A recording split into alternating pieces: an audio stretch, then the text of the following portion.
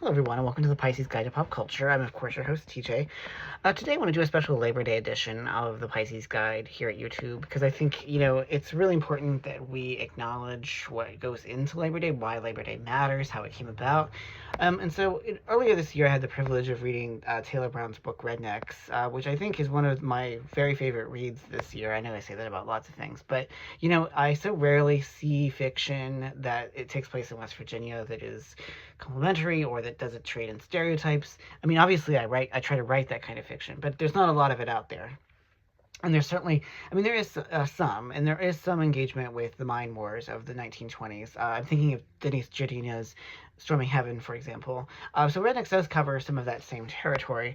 We're set during 1920-21. So if you've ever seen the film Mate One, this is essentially some of the same ground that we're covering as the miners are striking back and fighting back against the dominance of the coal companies, who of course are exploiting their labor because that's what coal companies tend to do and still do. And so what's really remarkable though about Brown's novel is the extent to which he crafts a really compelling tapestry of all the different kinds of folks that were, occupying West Virginia at the time. Obviously, there are a lot of white people, but there are also, there's a doctor who's from the Middle East. There are black characters. There are female characters. I think that really sort of shows the remarkable diversity of Appalachia. We tend to have an understanding of Appalachia as being culturally and ethnically homogenous. And while it is true that, it is majority white, and that is still the case, particularly places like West Virginia, not so much maybe some of the other Appalachian states. But I think that, that's the power of this novel, is that it shows the remarkable, alliances and affiliations and the kind of connective tissue that binds together different kinds of activism that you see here.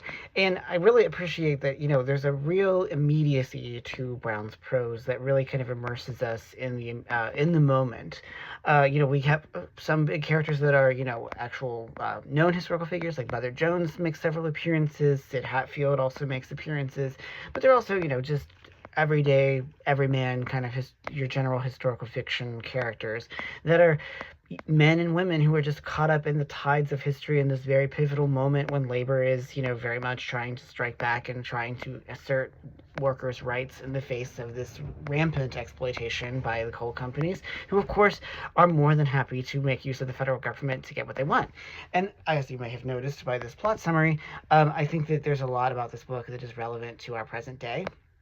We're living in another, this comes set at the tail end of the Gilded Age, or, the aftermath of the Gilded Age, in which wealth and, capitalism and capitalists manage to solidify and concentrate so much power, and they don't give a shit about workers and will exploit them until they die.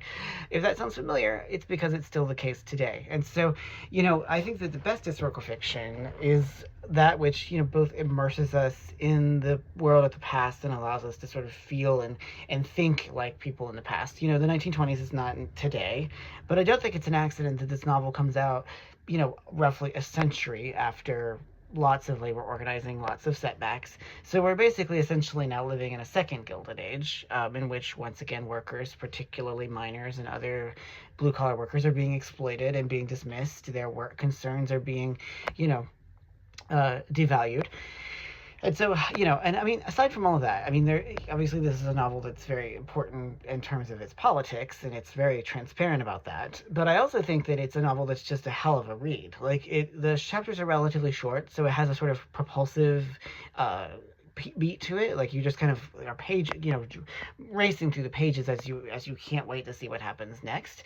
And so I think that that's the power, though, of fiction, and that's the power of well-researched historical fiction, is that it really gives you an understanding of the past, and also allows you to see how people were the way that they were. There's no shying away from some of these the grueling and the grit and the squalor of living in a mine camp in the 1920s. And so I don't know. I think that there's just so much that this novel has to offer us. I give Taylor Brown a lot of credit for, telling these stories. I know he's done a lot of work with the Mine Wars Museum there at Matewan. And I really just appreciate that we're getting a sense of these stories. And they're so important to share on days like Labor Day, which, most Americans, I think, just kind of unthinkingly take it as a day off, a 3-day weekend. But it's important. It's a holiday, as with so many other holidays, that means something, that has power and potency. We, as workers, regardless of where we're working, have rights, damn it. And like those are important to respect. And because in Appalachia, people literally gave their blood, sweat, and tears to earn those rights, I think it's worth reading fictions like these and honoring those memories, honoring those stories and histories, because not just to give us the sort of ballast so that we can fight in the present, but also to honor and to